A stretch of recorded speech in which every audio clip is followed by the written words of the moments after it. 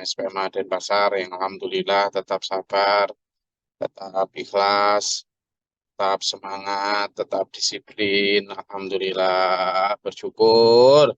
Alhamdulillahirabbil alamin. Harus banyak bersyukur. Saya juga senang karena dulur-dulur tetap disiplin, tetap konsisten, penuh komitmen untuk menjaga 8 rukun santri kita, untuk tetap apapun dan bagaimanapun kondisinya, tetap melestarikan, menjaga agenda rutin kita sebagai santri, yakni kajian tiap Kamis malam Ahad yang sudah berjalan hampir 15 tahun ini. Ya, Kamis malam Jumat, ya, alhamdulillah telah berjalan sejak Gus Glory menjejakkan kaki di Bali, kita sampai hari ini tetap berjalan secara konsisten. Semangat dulur-dulur semacam ini yang membuat saya juga insya Allah tidak pernah melewatkan meskipun tetap sedang misi di perjalanan. Saya ini sedang misi ke Tuban untuk tetap membersamai sampai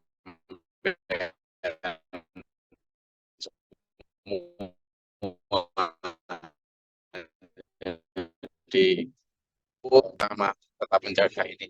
Semoga kesemangan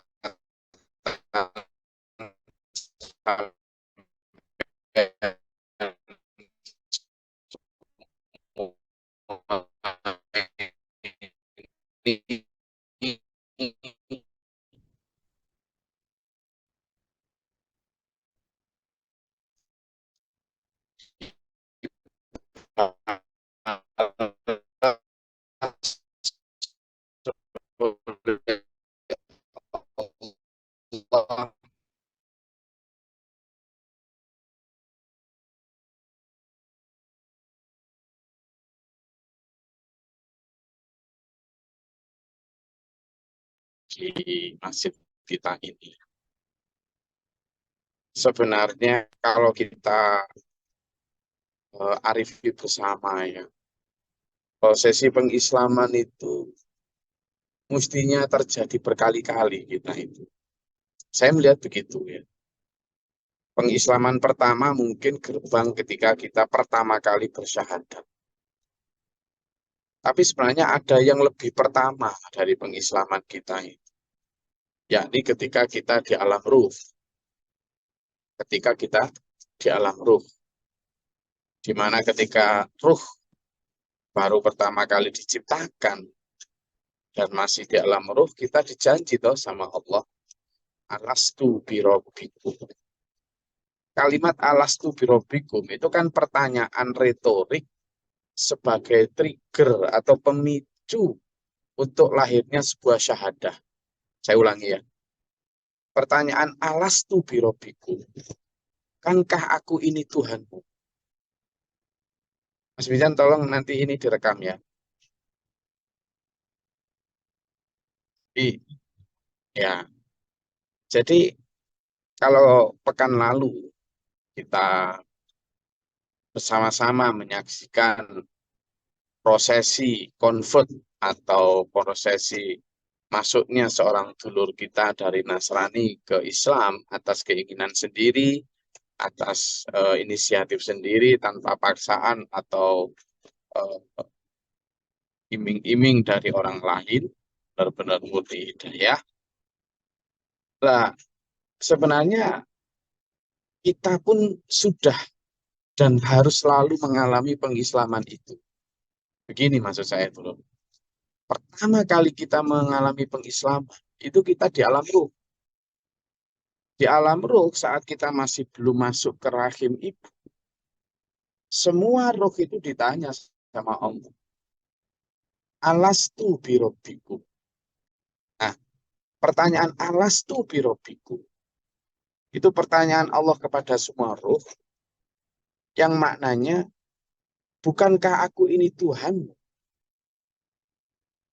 Pertanyaan itu pertanyaan retorik, pertanyaan yang sebenarnya sudah pasti jawabannya, Tapi pertanyaan itu juga sekaligus pertanyaan untuk menjadi trigger atau pemicu bagi munculnya sebuah syahadah atau persaksian.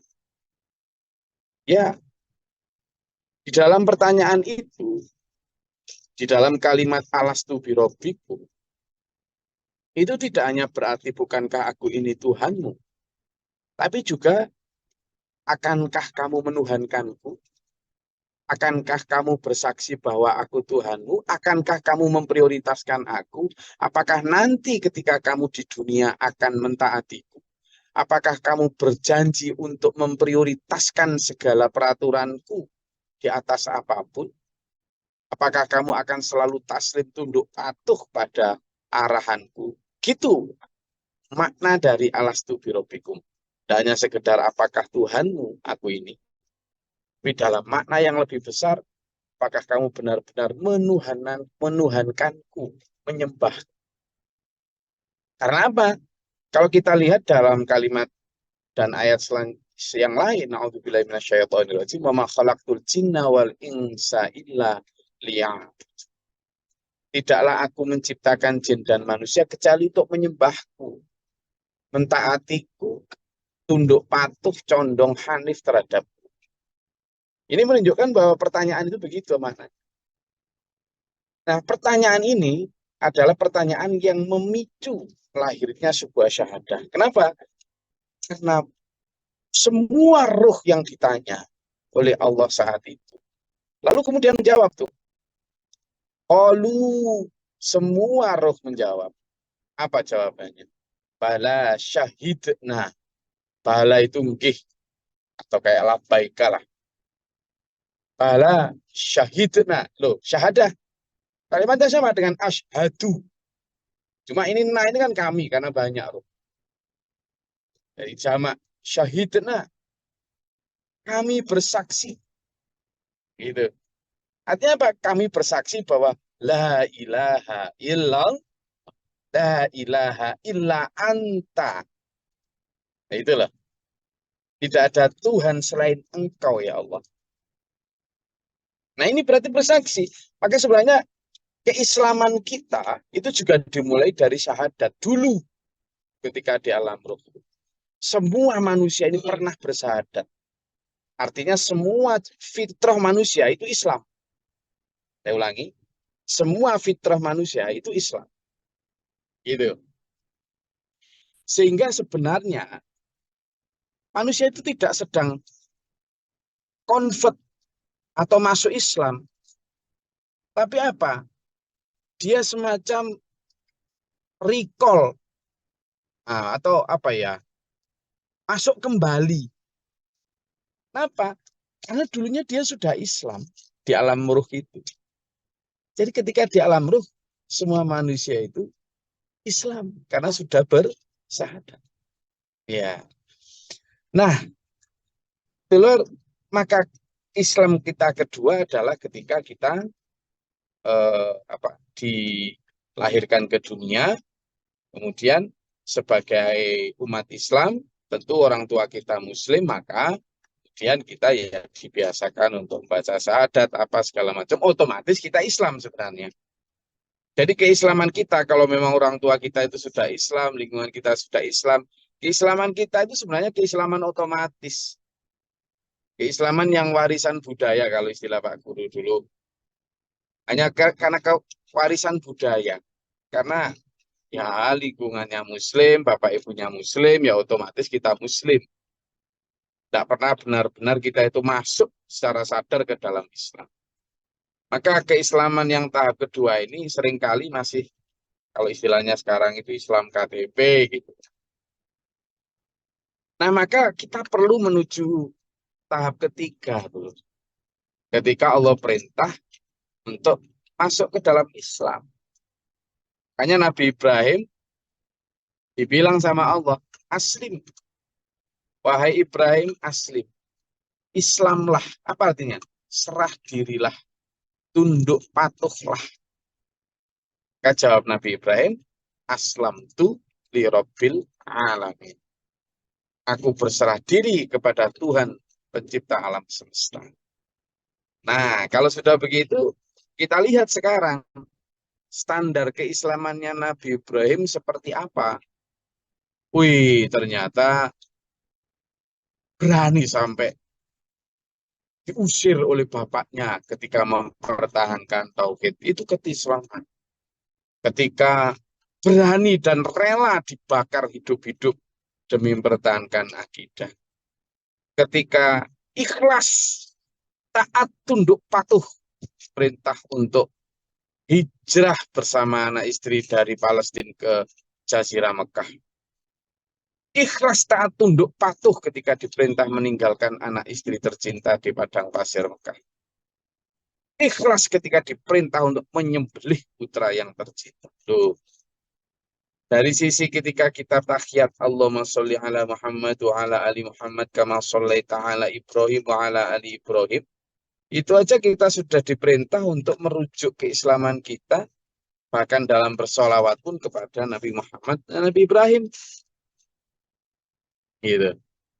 Nah, sehingga maka setelah kita level setelah warisan budaya, harusnya kita masuk ke level ketiga, masuk Islam yang udkhulu fissilmi kafah.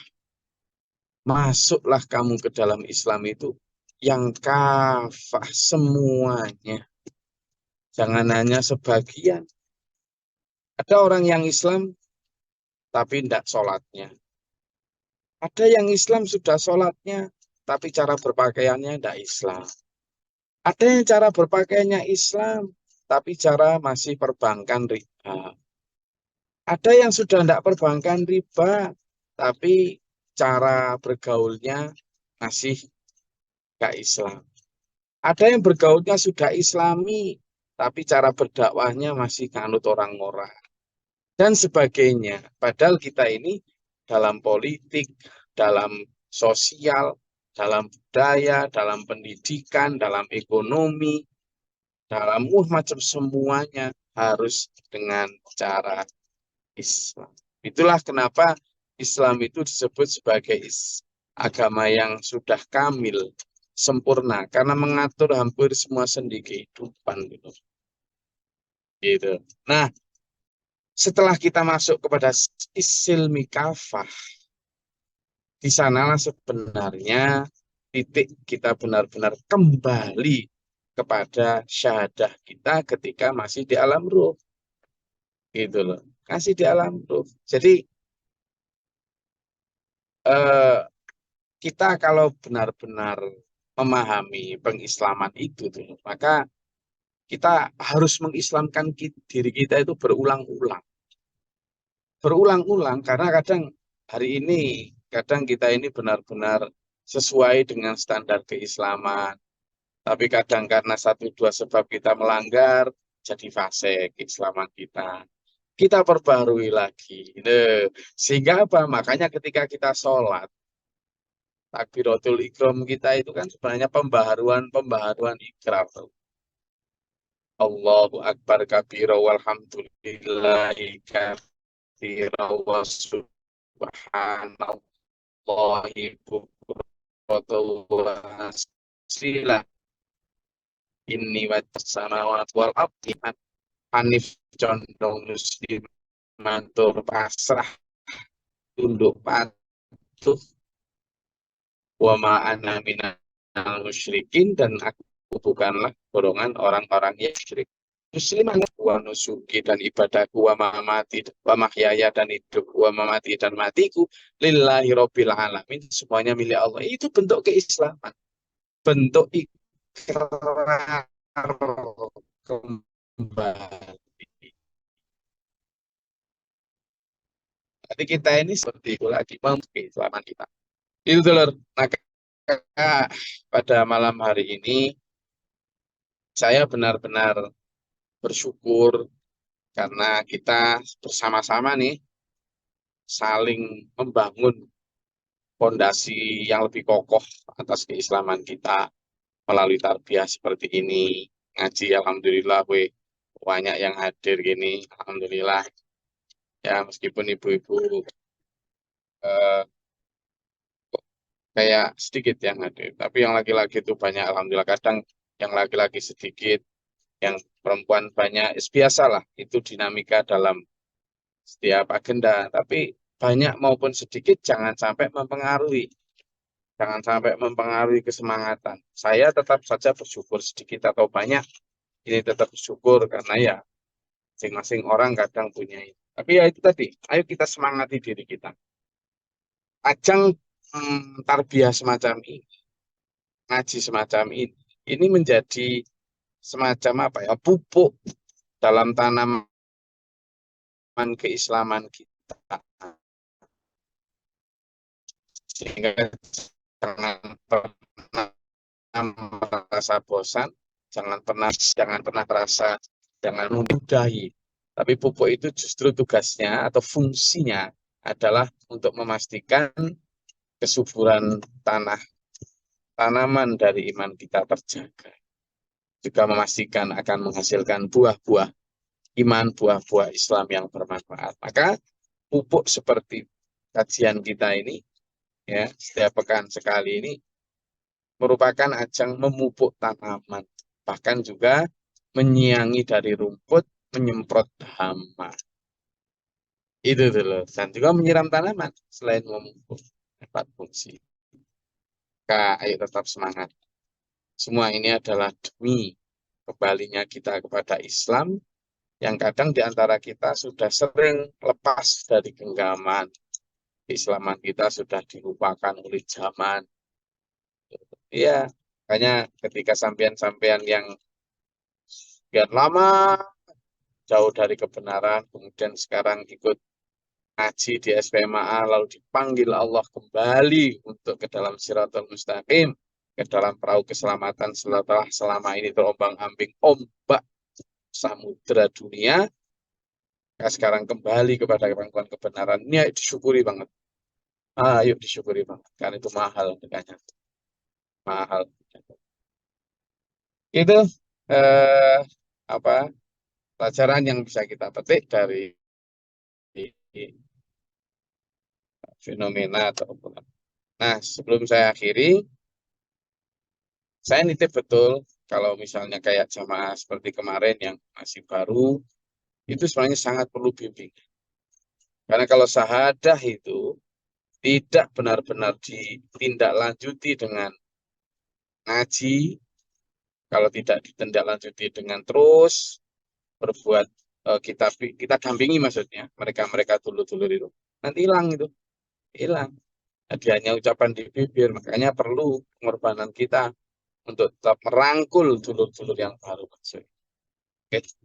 Demikian pula, tidak hanya non-muslim, tetapi bahkan yang sesama muslim pun, ayo kita jangan bosan untuk berdakwah, ajak mereka ke dalam perahu. Saya rasa itu. Ada yang mau tanyakan?